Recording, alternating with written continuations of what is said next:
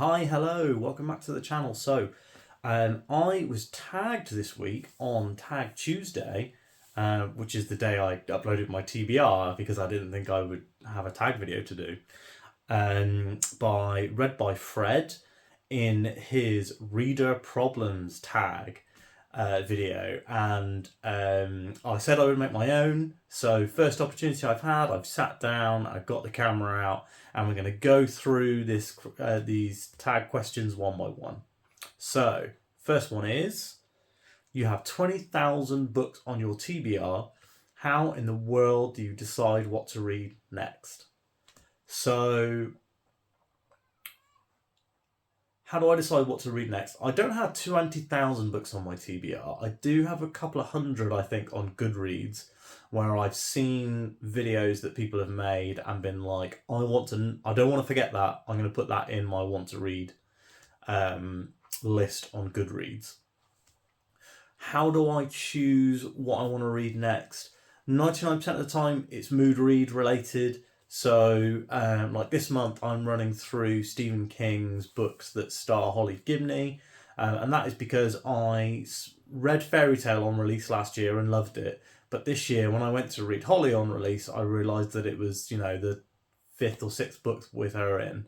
So I wanted to go back to the beginning and read all those old books so that I knew the backstory for the character,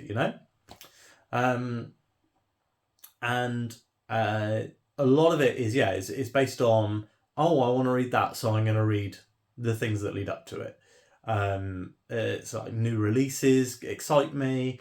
So for example, next month I want to read Brandon Sanderson's Skyward books to lead into the latest and final Skyward book so that I can read it with everyone when it comes out.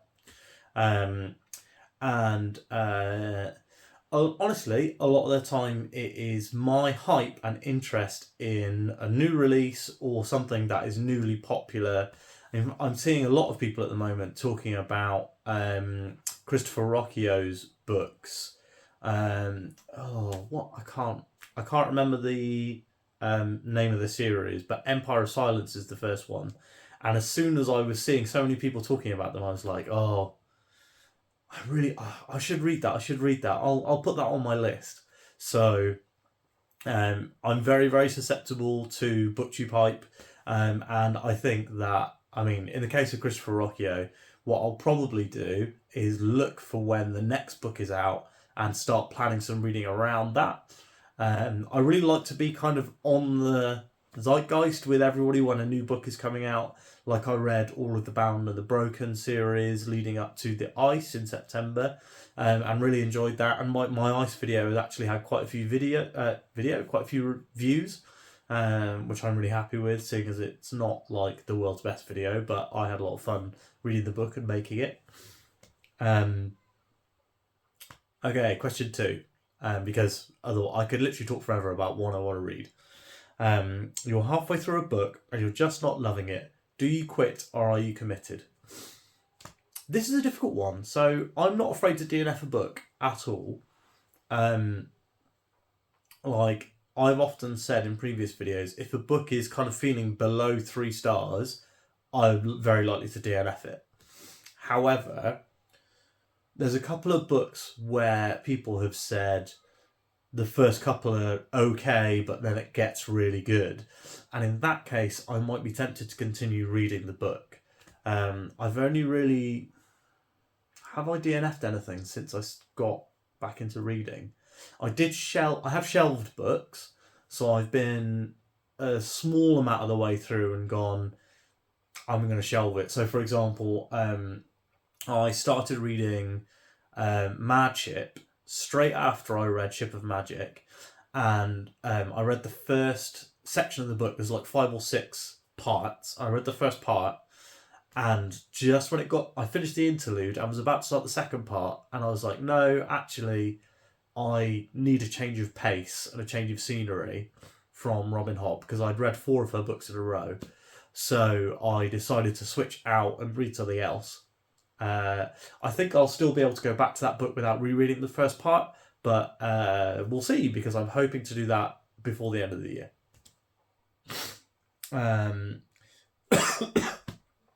Pardon me. The end of the year is coming, and you're so close but so far away on your Goodreads reading challenge. Do you try to catch up, and how? So, Goodreads reading challenge is an interesting one because I've beaten it. Last year was the first year I did it, and I beat it by quite a few books. And this year, I'm on target to beat it. I only have to read, I think, like 5 books to beat it at the moment, because I set it at 35, which I think is reasonable because of the size of some of the books that I read. However, I do register when I read things like the Berserk Deluxes, which only take, an afternoon of reading. They're big books, but manga reads quicker than prose. I do register novellas, and I count those towards my read books, like The Ice, for example. I counted that, The Exile, The Fall, and all of those you could read in a single day each. And I'm not the kind of person.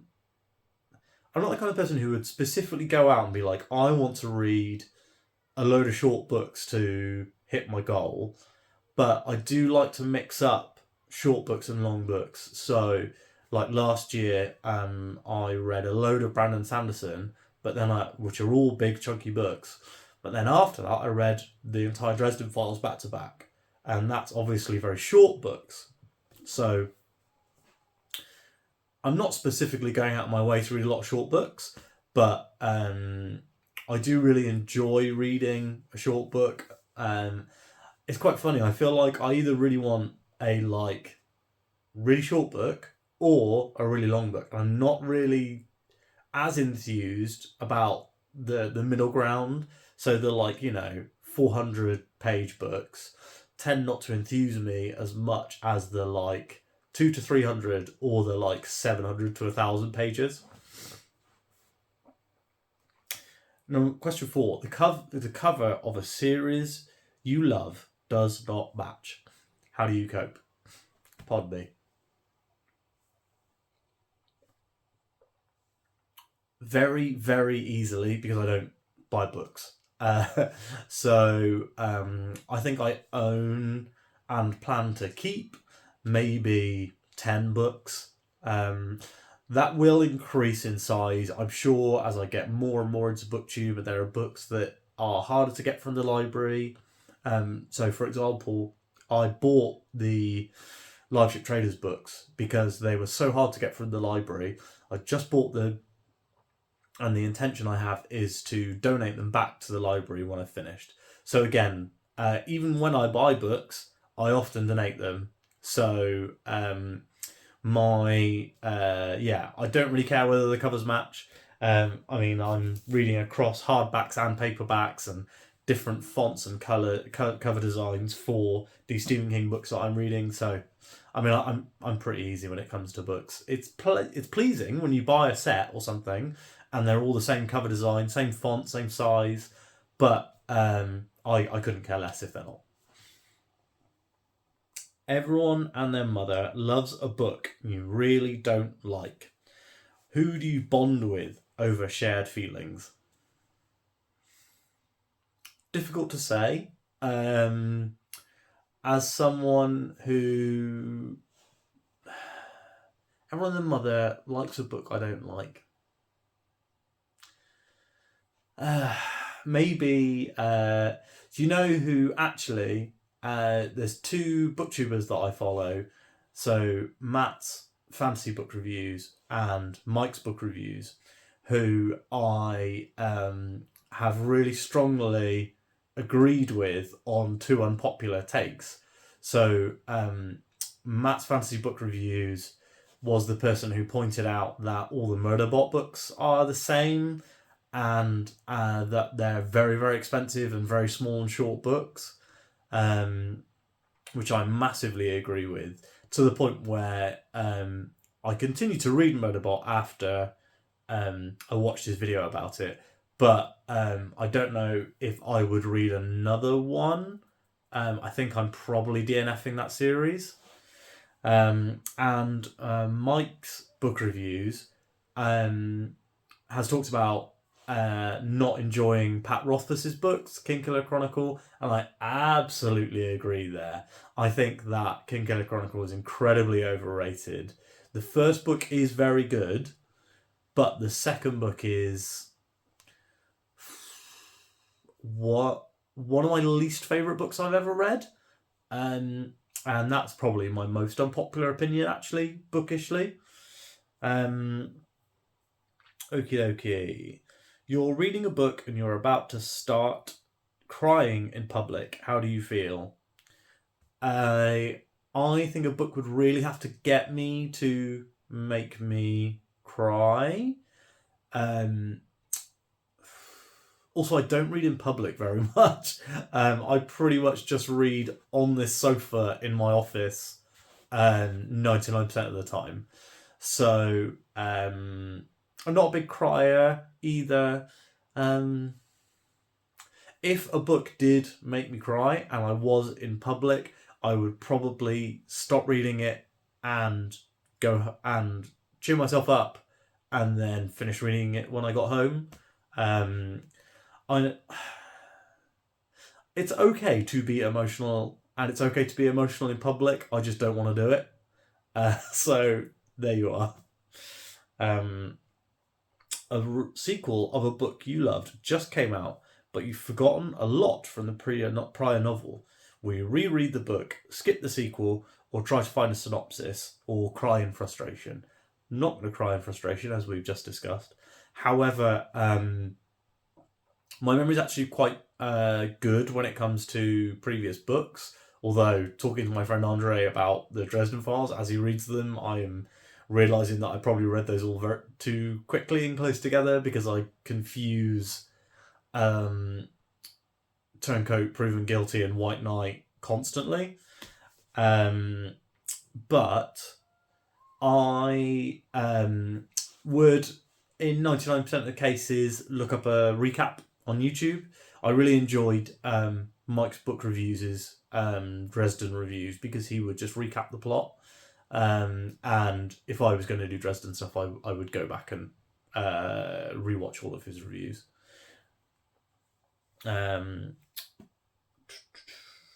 Next one. You do not want anyone borrowing your books. How do you politely tell people no when they ask? Well, I don't own many books, and I am only precious about a very small number of them, and I'm precious about them because they are irreplaceable.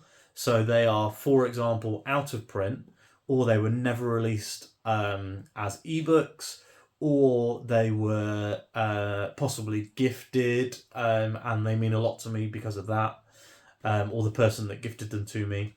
So anything that is really important to me, I would not loan, and I would say to the person, oh, I'm really sorry, but this book's really important to me, so I don't really want to loan it out.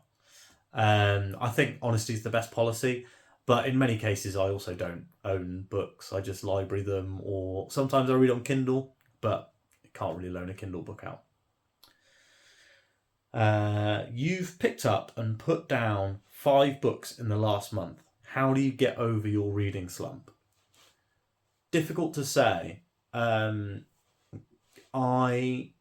had a bit of a reading slump last month, actually, because normally I would read about a book and a half a week, I would say. So I would have one book to discuss that I'd fully finished on the channel and one book that I had started.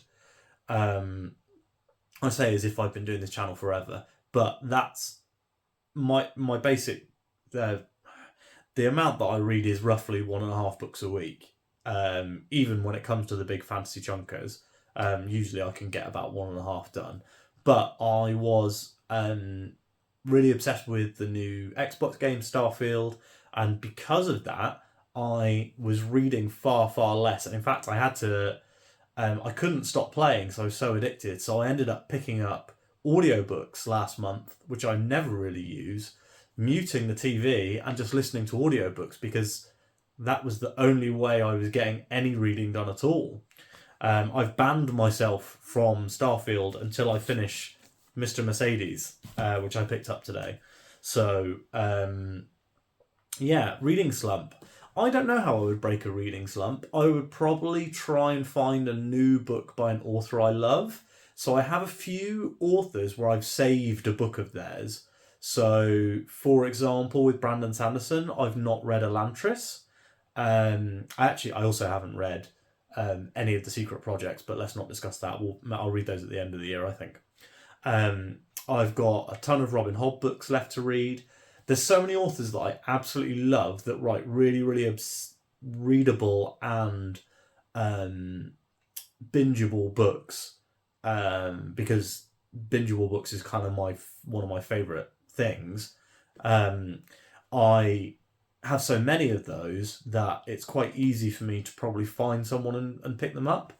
The couple of times that I have had a reading slump in the last couple of years that I've been reading have been when I was reading Fated by Benedict Jacka, which I know I bring up in like every video.